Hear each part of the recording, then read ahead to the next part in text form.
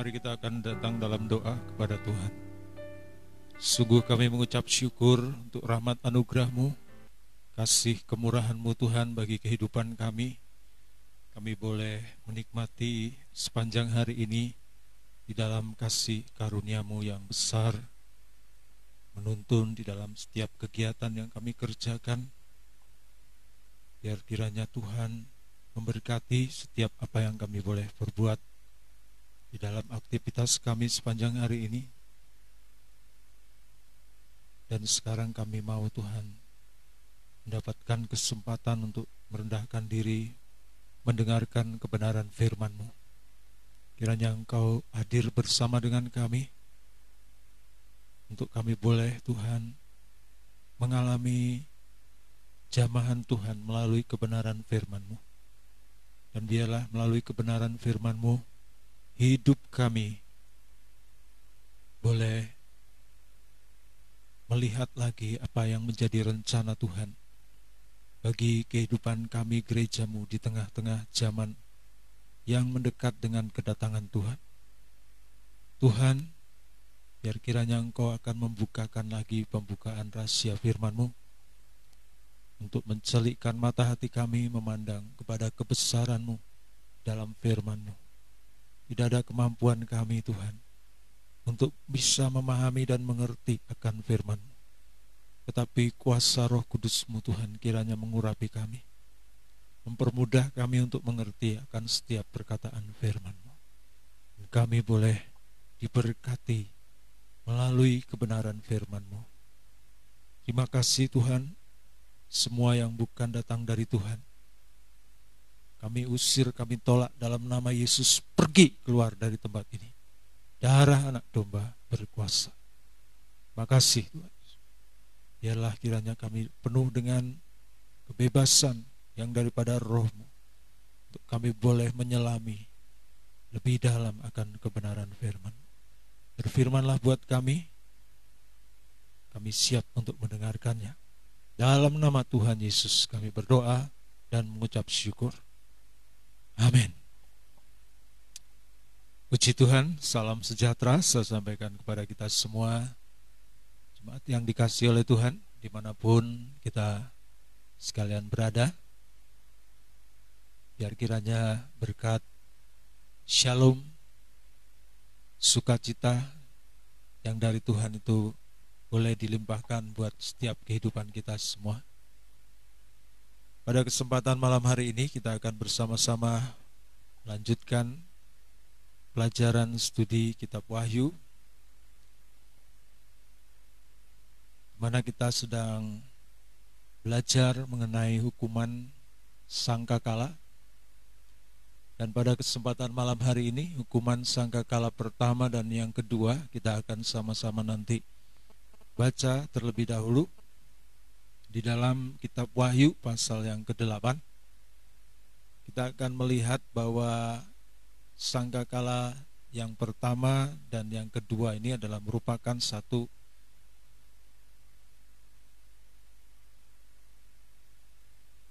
hukuman yang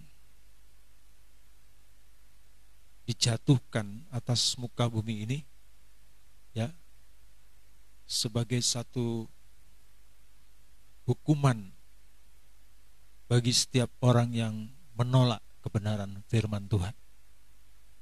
Kebenaran firman Tuhan yang ditekankan di dalam hukuman sangkakala, dan ini adalah kebenaran daripada Tuhan Tritunggal, ya, sebab di dalamnya ada dikaitkan dengan kata-kata sepertiga.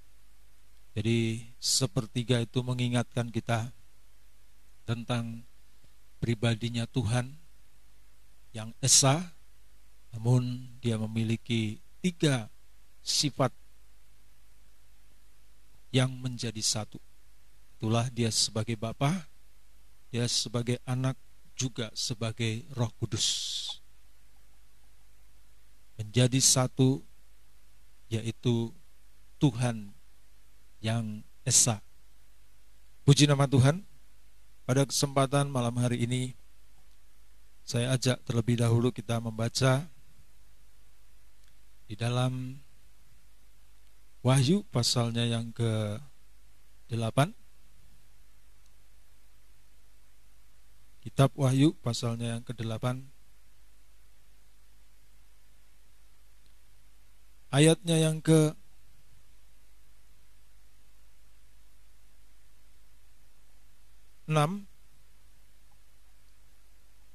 sampai yang ke-9.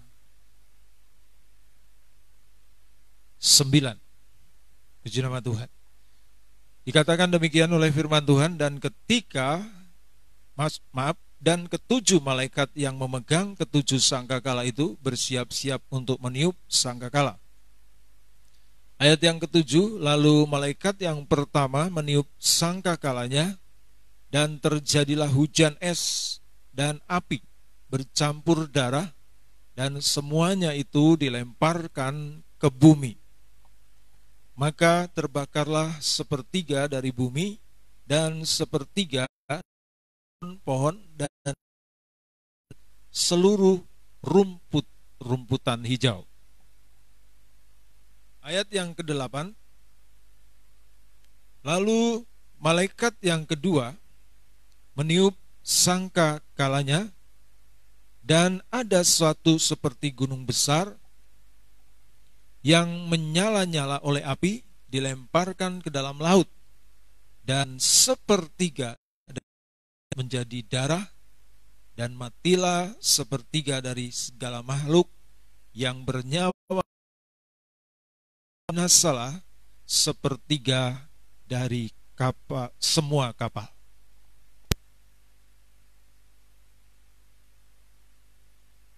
Puji nama Tuhan. Saudara yang dikasihi oleh Tuhan, dalam ayat yang ke-8 itu adalah bagaikan seperti gunung besar yang menyala-nyala oleh api, ya, dilemparkan ke dalam laut, dan sepertiga dari laut itu menjadi darah. Jadi sebetulnya sebutan yang disebut darah ini adalah apa yang dilihat oleh Yohanes pada waktu itu, sepertinya seperti darah. Namun kalau kita lihat dari keterangan daripada ayat yang ke-8, ini adalah merupakan satu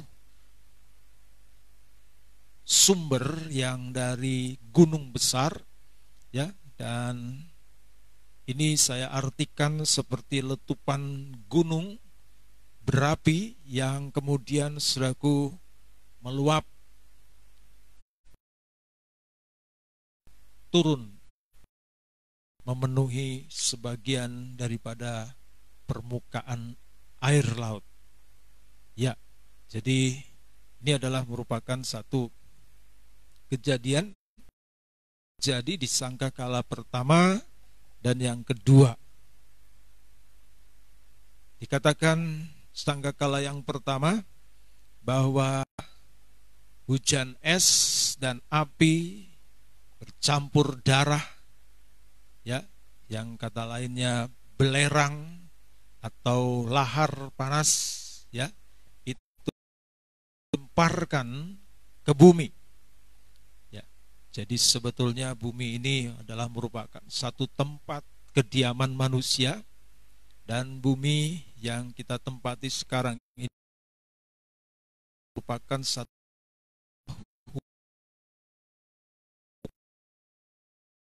sehingga ketika bumi dijatuhi dengan hujan es dan api bercampur belerang atau lahar panas ini, maka bumi menjadi terbakar, ya, terbakarlah pohon-pohon dan juga rumput-rumput. Jadi pohon-pohon ini berbicara tentang tempat perteduhan, ya, dan rumput-rumputan hijau ini bagian daripada sumber makanan dari kehidupan manusia. Ya, kalau kita lihat kejadian seperti itu, maka bumi tidak lagi menjadi satu tempat yang indah kesesakan, di mana gereja Tuhan yang mendapatkan perkenanan Tuhan sudah mengalami pengangkatan, ya, untuk diungsikan supaya tidak mengalami 7 tahun masa kesesakan. Kesempatan yang lalu saya sudah menerangkan akan hal ini, dan lanjut sekarang saudaraku di dalam hukuman sangkakala yang kedua. Hukuman sangkakala yang kedua ini, sekali lagi saya baca, lalu malaikat yang kedua meniup sangkakala dan ada suatu seperti gunung besar yang menyala-nyala, ada nyala api, ya. Kemudian itu dilemparkan ke laut. Jadi menurut yang saya peroleh di dalam pengertiannya, ya, adalah ini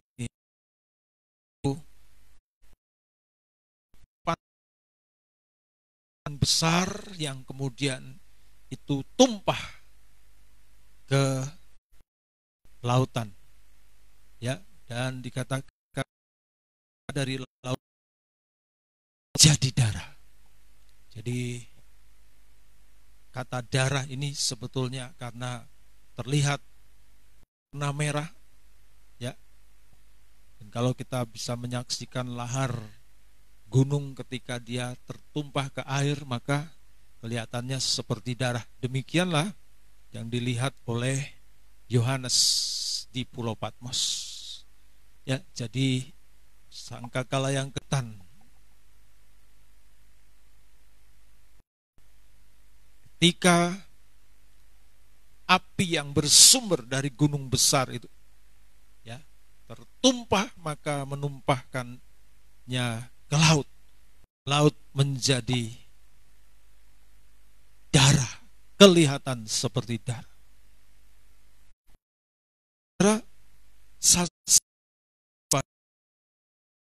Sangkakala yang kedua ini, ya, adalah laut. Sangkakala pertama itu, dan sangkakala yang kedua itu sasarannya adalah laut.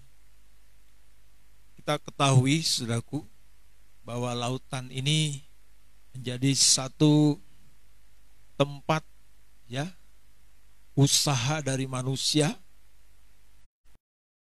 Manusia itu begitu sangat kaya dengan menggunakan, ya, lautan, ya.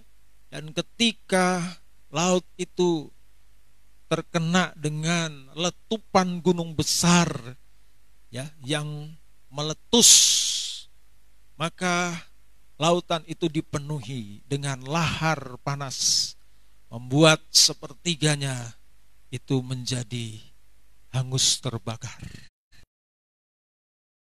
Dan dikatakan kapal-kapal dan juga makhluk-makhluk yang ada di dalam laut itu menjadi mati. Nah, saudara, kita mau belajar bersama-sama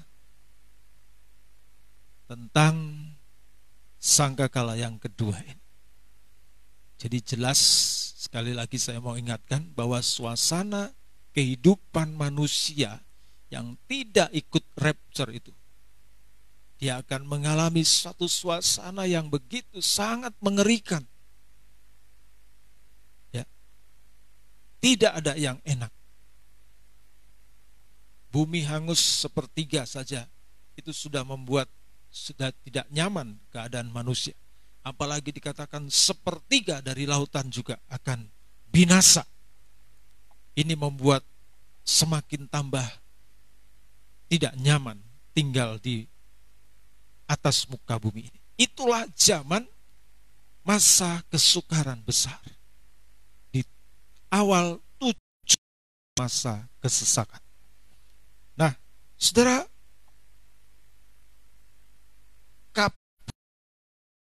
makhluk di laut ini adalah merupakan satu hal yang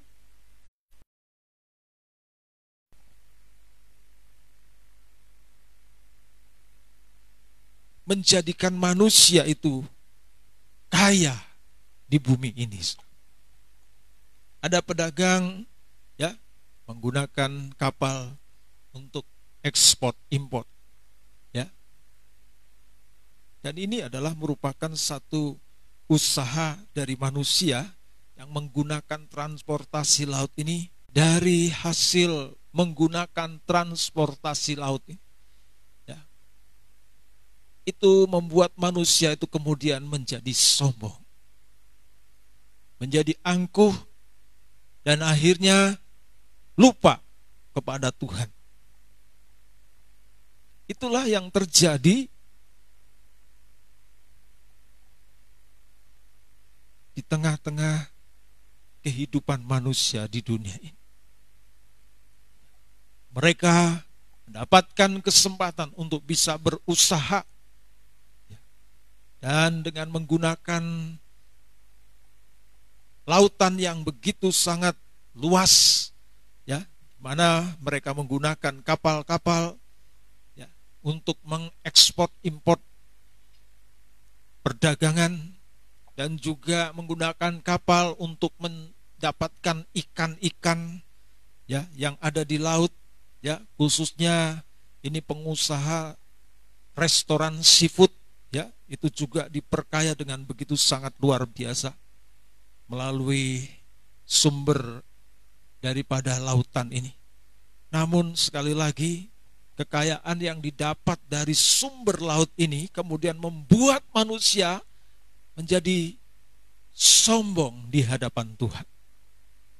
Dan ini menjadi satu pelajaran buat kehidupan kita, ya, yang hidup sekarang ini.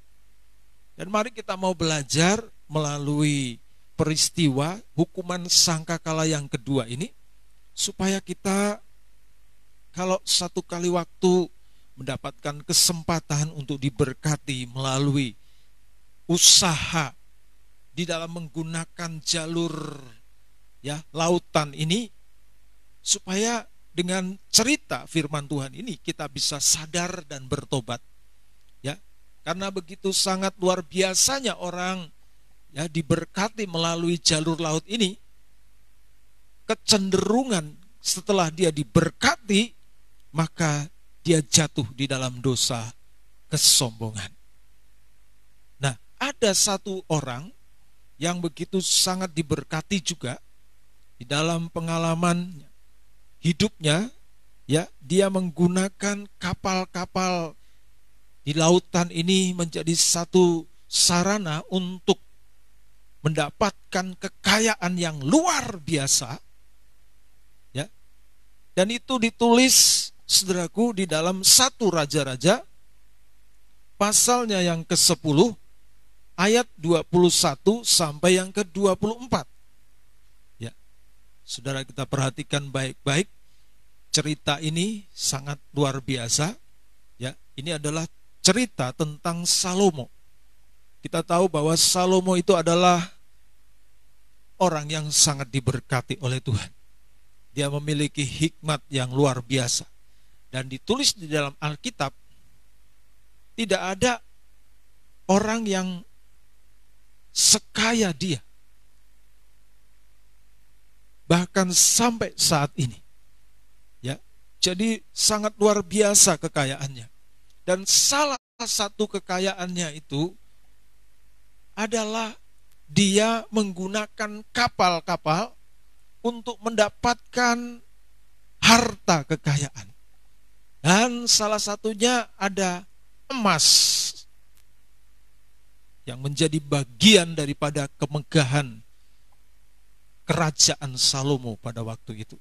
Kita lihat di dalam 1 Raja-Raja ayatnya yang ke-10, 1 Raja-Raja pasal yang ke-10 ayatnya yang ke-21 sampai yang ke-24.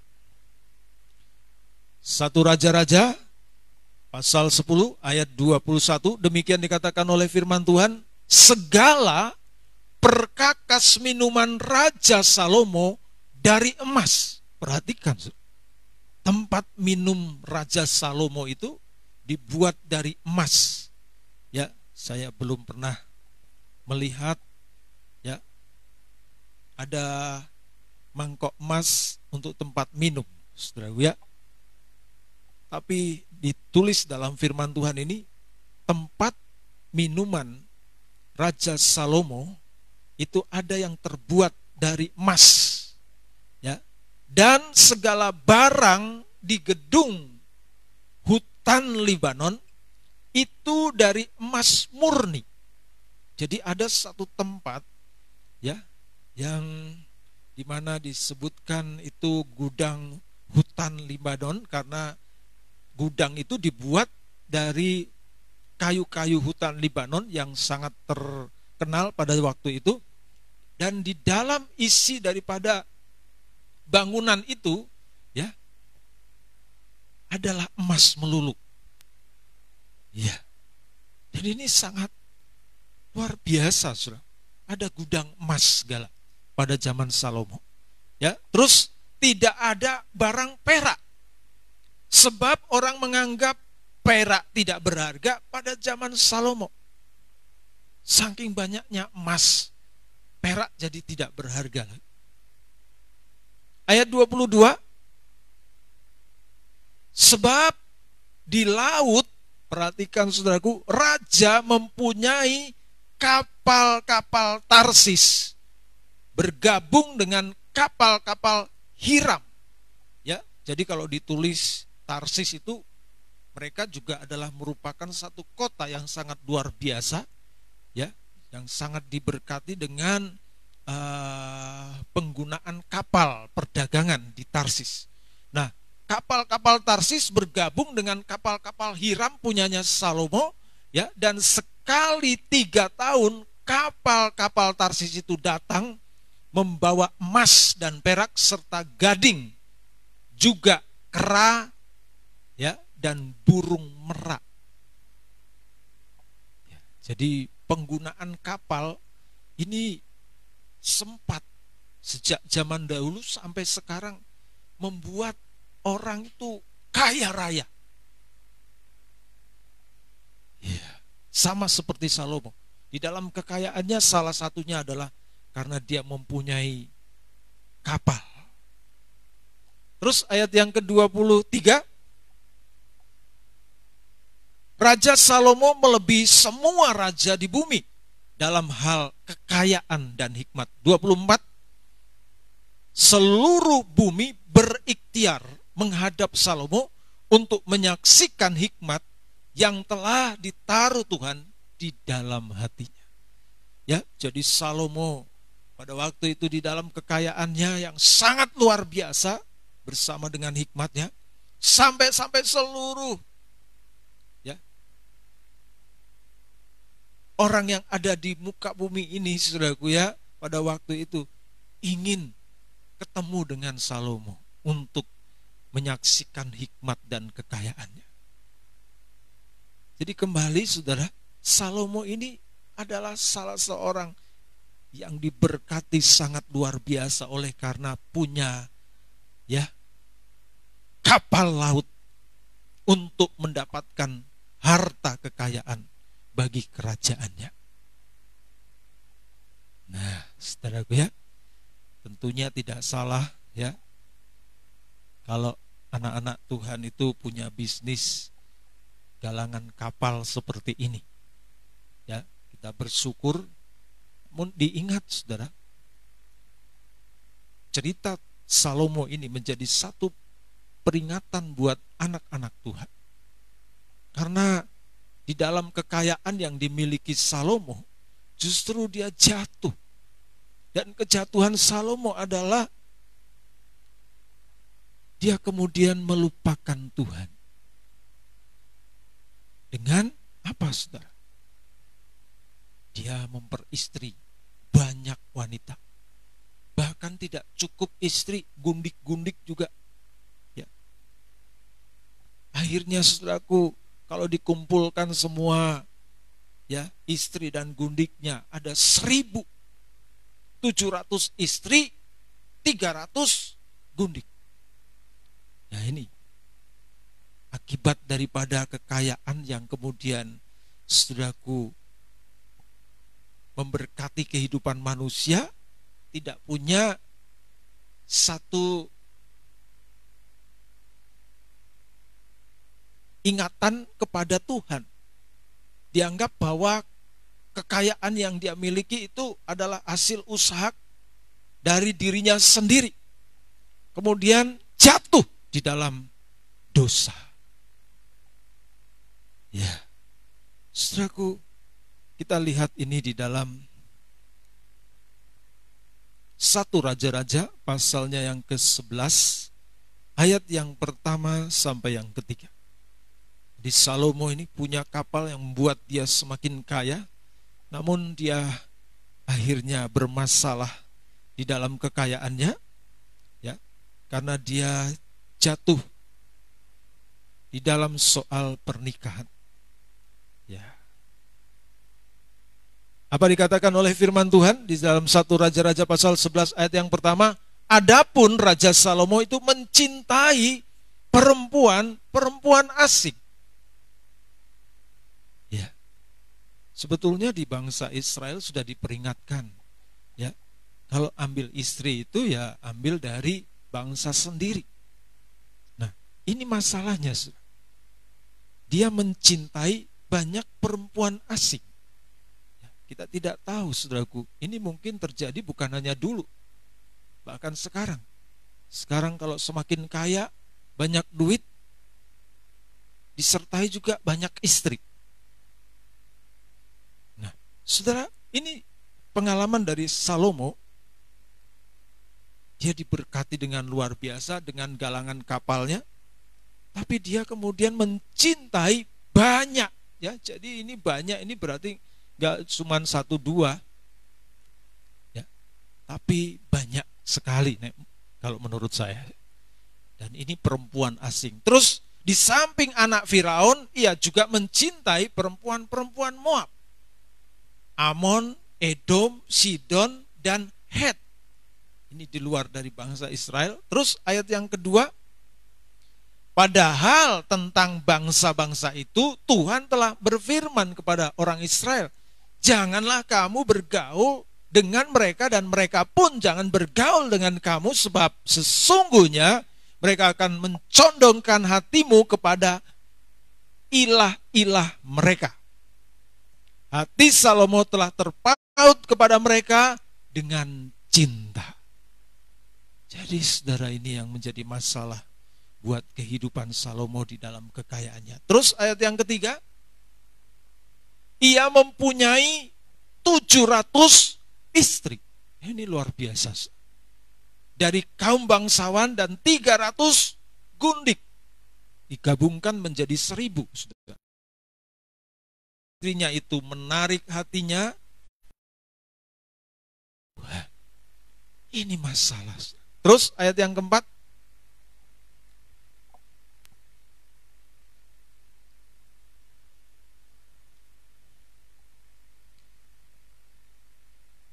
sebab pada waktu Salomo sudah tua, istri-istrinya itu mencondongkan hatinya kepada ilah-ilah lain, sehingga ia tidak dengan sepenuh hati berpaut kepada Tuhan, seperti Daud ayahnya. Jadi hati-hati, saudara.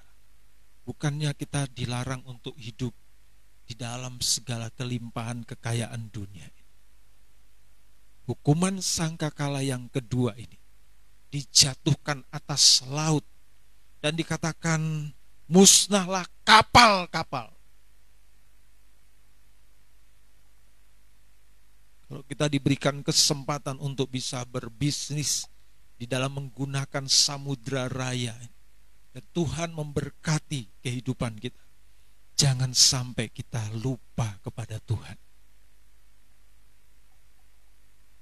Ya. Ketika kita diberkati dengan berlimpah-limpah, kita harus menjadi kehidupan yang tetap cinta Tuhan. Supaya jangan kekayaan itu kemudian menggilas dan membuat kita jatuh di dalam dosa. Tuhan memberkati seseorang tidak dengan tanpa tujuan. Tuhan memberkati seseorang memiliki tujuan. Dan itu sebabnya Anak-anak Tuhan harus tahu, ketika engkau diberkati, engkau harus tahu tujuan Tuhan untuk apa kekayaan itu di dalam kehidupanmu. Sebab kalau tidak, jadinya seperti Salomo. Salomo menganggap bahwa ini kekayaanku, waduh terlalu banyak ini. Kalau untuk istriku satu saja nggak cukup, akan terlalu berlebihan. Bahkan 1.700 istri sama 300 gundik itu pun masih lebih-lebih. Ini adalah pola pikir manusia ketika dia mulai tidak mengerti tujuan Tuhan atas kekayaan yang dimilikinya. Itu sebabnya saudara, kalau kita mau melakukan segala sesuatu, ya mulailah dengan satu ikhtiar yang baik kepada Tuhan. Tuhan, kalau nanti satu kali waktu Tuhan memberkati usahaku, Tuhan memberkati perdaganganku, Tuhan memberkati apa yang aku kerjakan, maka biarlah semuanya itu untuk kemuliaan dan kebesaran akan nama Tuhan.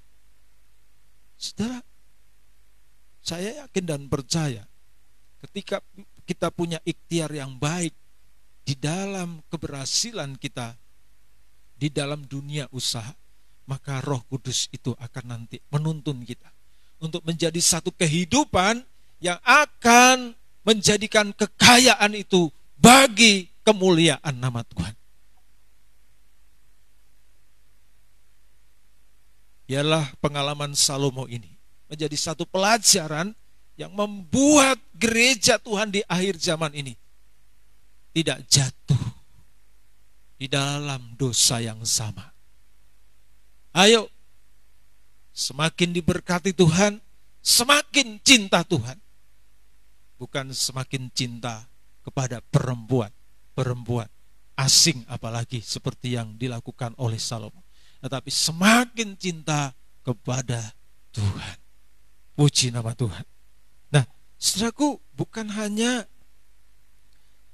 pengalaman Salomo saja yang bisa kita lihat ya di dalam kekayaan menggunakan sarana laut, ya. Tetapi ada bangsa Tirus, ya. Tirus ini juga diberkati dengan luar biasa. Dari perdagangan menggunakan laut.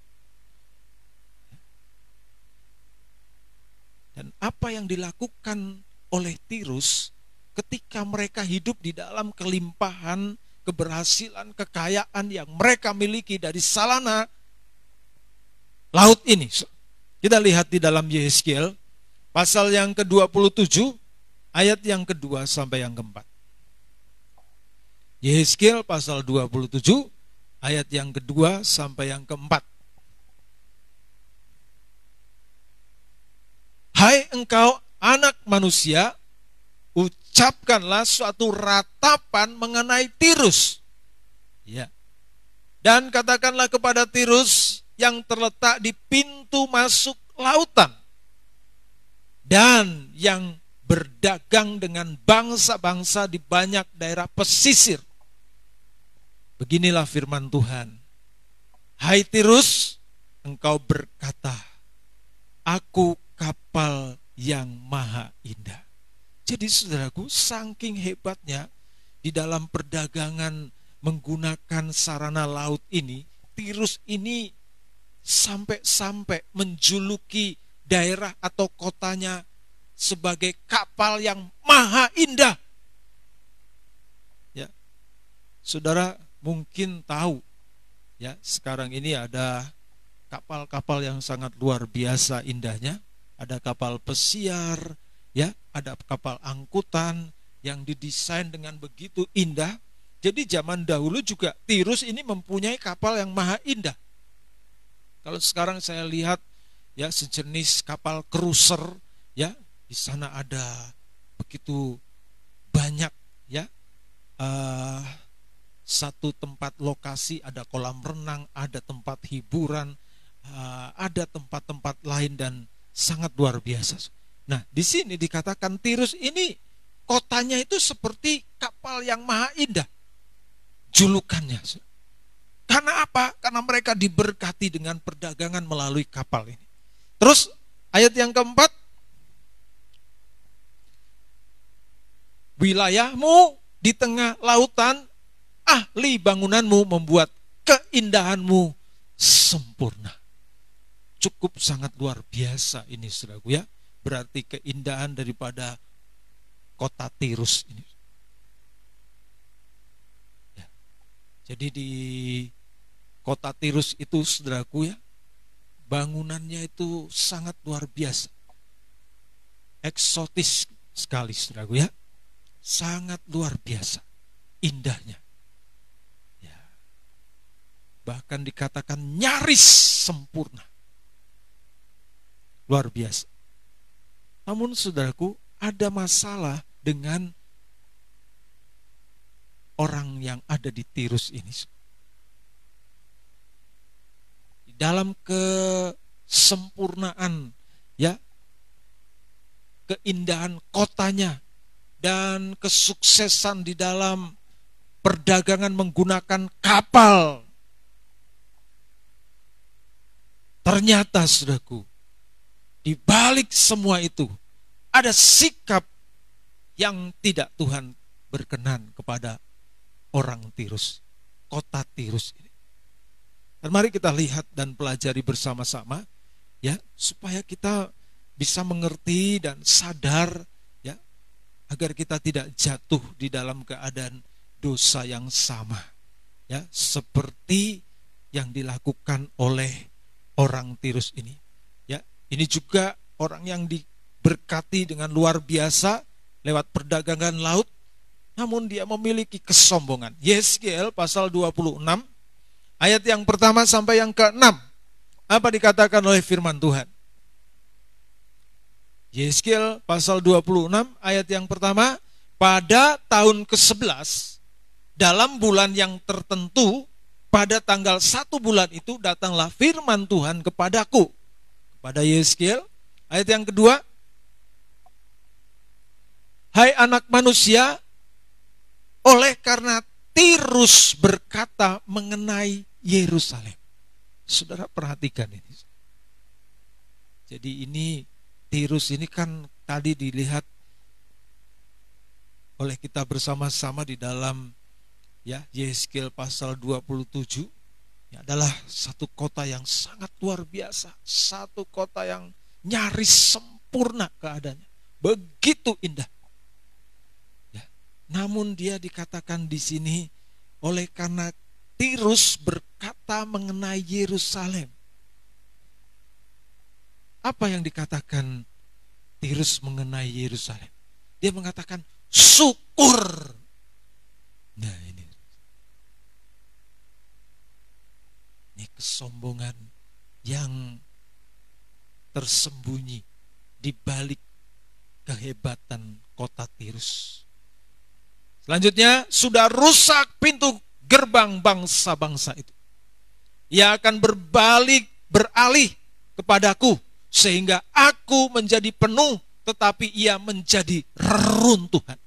Dia meninggikan diri dari kota Yerusalem yang pada saat itu mungkin sedang dalam keadaan yang tidak baik.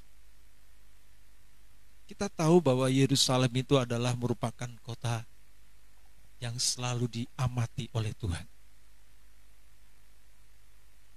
Ya. Ketika Tirus di dalam keadaan kotanya yang bagus, dia melihat kota Yerusalem hancur. Kemudian dia mengatakan syukur.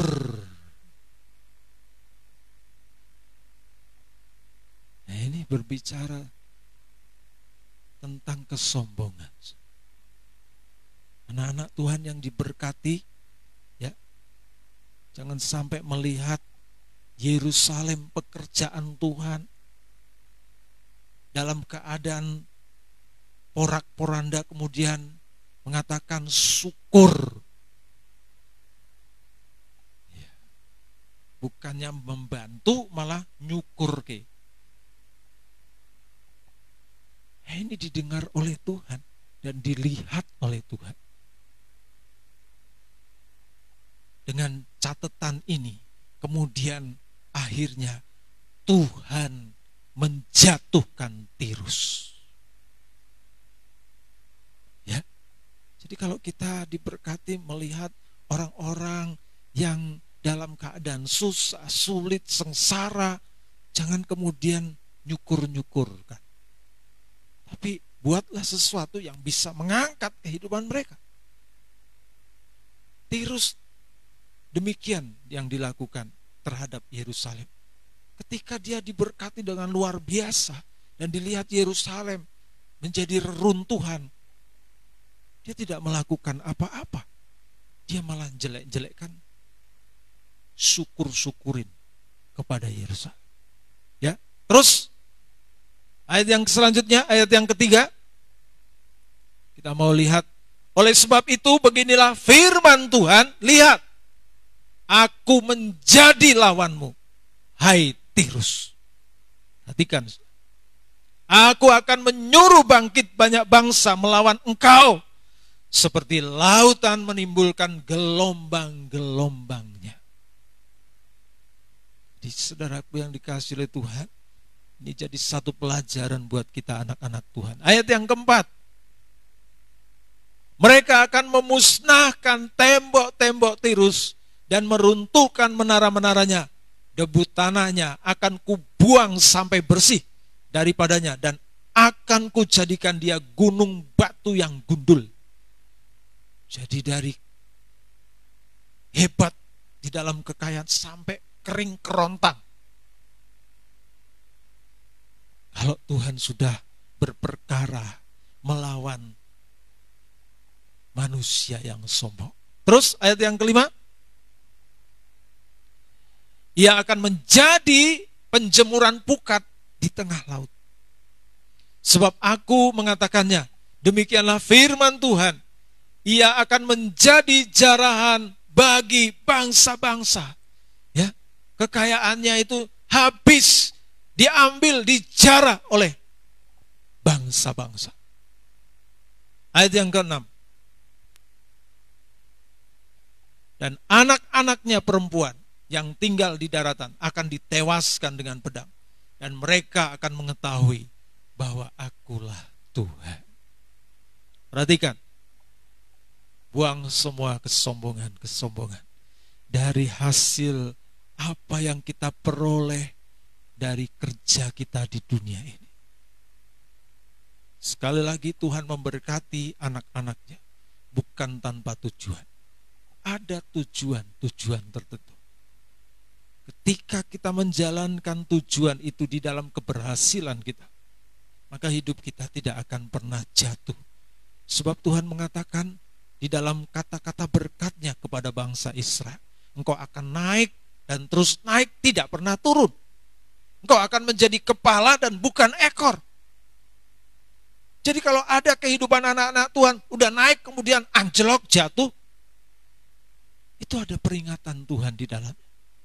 Sudah jadi kepala, kemudian jadi ekor. Itu ada peringatan Tuhan di dalam kehidupannya.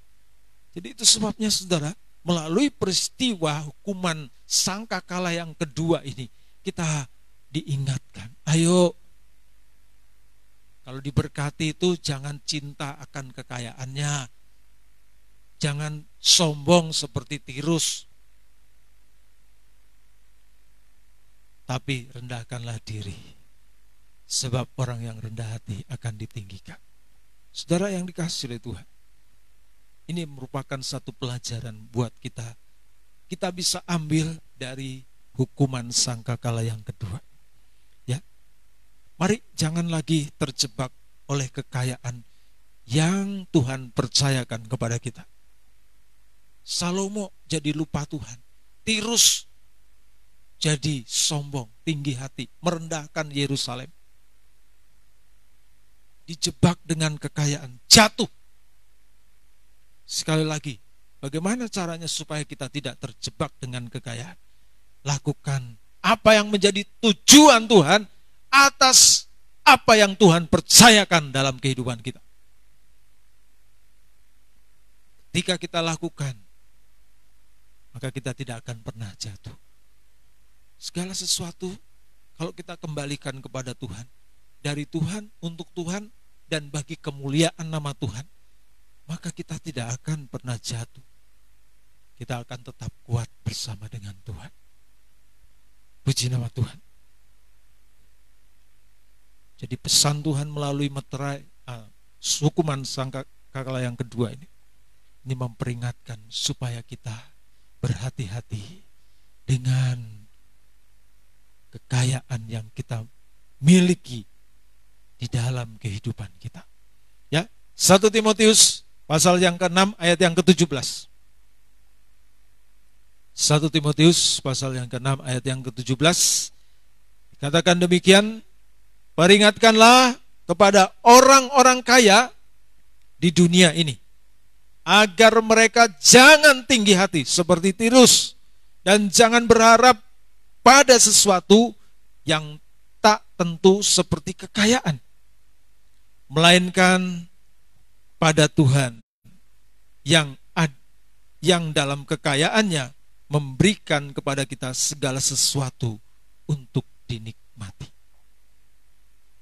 Saudara yang dikasihi ini peringatan buat kehidupan anak-anak Tuhan yang ada di dalam segala kegemilangan, berhasil di dalam usaha pekerjaan, supaya jangan tinggi hati dan kemudian berharap kepada kekayaan yang dimiliki, tetapi tetap berharap kepada Tuhan.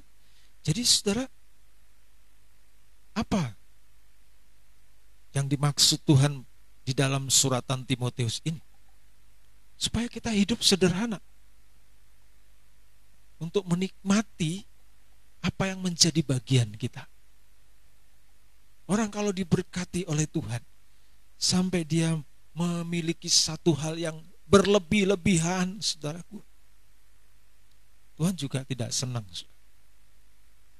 Mari kita akan memiliki hikmat dari firman Tuhan melalui pemberitaan firman Tuhan malam hari ini. Kehidupan yang Tuhan mau dari kehidupan kita yang berhasil di dalam segala apa yang kita kerjakan di dunia ini. Kita menikmati apa yang menjadi bagian kita. Kalau kita sudah menikmati apa yang menjadi bagian kita, sisanya adalah untuk apa yang Tuhan mau untuk kita kerjakan. Sehingga saudaraku, sisanya itu tidak akan membuat jalan kita licin dan kita akhirnya tergelincir. Ketika kita menikmati apa yang menjadi bagian kita dan sisanya kita kerjakan untuk apa yang Tuhan mau, maka jalan kita akan menjadi jalan yang baik, yang tidak membuat kita terjebak dan jatuh di dalam menjalaninya. Puji nama Tuhan. Ya, ini pernah dikatakan oleh Salomo. Namun waktu itu kali ya. Namun ini di akhir zaman ini. Amsal Sulaiman pasal 30 ayat yang ke-8 dan yang ke-9. Ini dikatakan oleh Amsal Sulaiman. Jauhkanlah daripadaku kecurangan dan kebohongan. Janganlah berikan atau kekayaan. Saya kepada Tuhan adalah Dia memiliki yang namanya kesederhanaan. Hidup yang sederhana ini satu kehidupan yang sulit digoyahkan.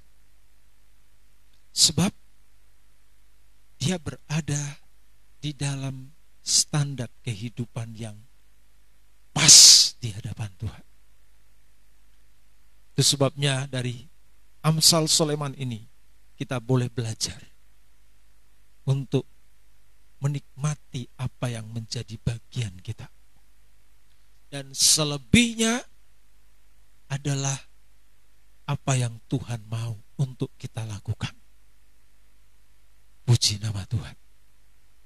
Semoga kita diberkati dengan firman Tuhan.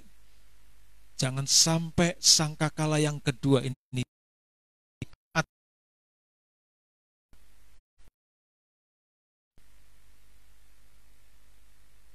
belajarlah hidup sederhana.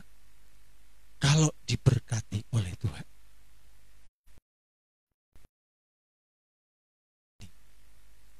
akan menimpa setiap kehidupan yang tidak setia kepada Tuhan, yang hidupnya sombong di hadapan Tuhan. Mari kita rendahkan diri di hadapan Tuhan. Hidup yang sederhana adalah hidup yang bisa menyembah Tuhan. Percaya. Nah, Tuhan ada di dalam standar kehidupan yang rapture. Dia tidak keberatan kekayaannya untuk bisa ikut rapture, tetapi dia dengan mudah untuk meninggalkan semua kekayaan untuk bisa ikut dalam pengangkatan di masa sulit sukar terjadi di atas muka bumi ini. Puji nama Tuhan. Mari saya ajak kita untuk senantiasa memiliki roh penyembahan di dalam hidup kita. Ya. Kalau engkau merasa diberkati oleh Tuhan hari-hari ini, engkau sudah menikmati bagianmu. Kalau masih ada sisanya, minta ke Tuhan supaya Tuhan menuntun kehidupanmu untuk melakukan apa yang Tuhan mau, dari apa yang lebih dari kekayaanmu. Tuhan memberkati kita.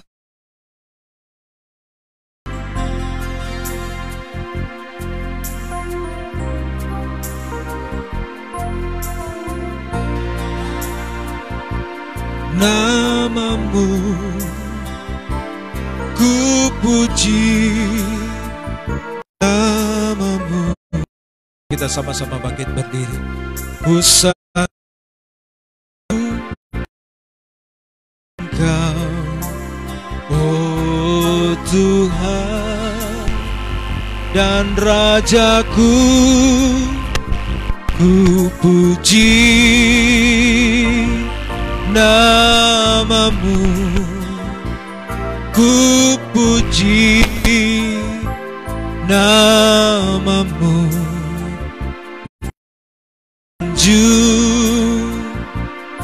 Engkau, oh Tuhan. Mari kita sambil mengangkat tangan kita, ku puji namamu, ku puji namamu,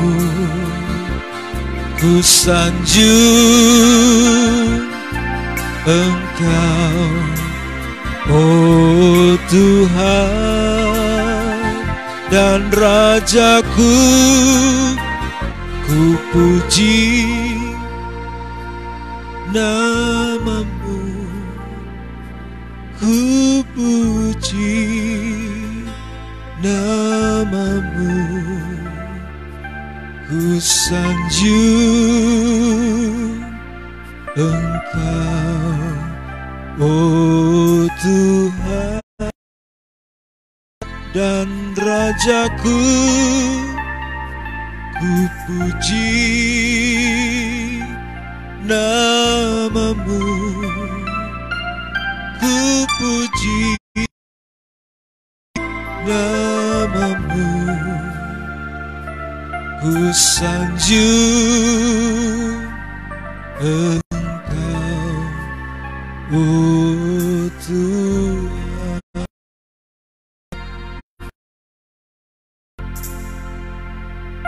Ku sanjung Engkau, oh Tuhan. Kami Kau Tuhan, ku sanjung Engkau, oh Tuhan.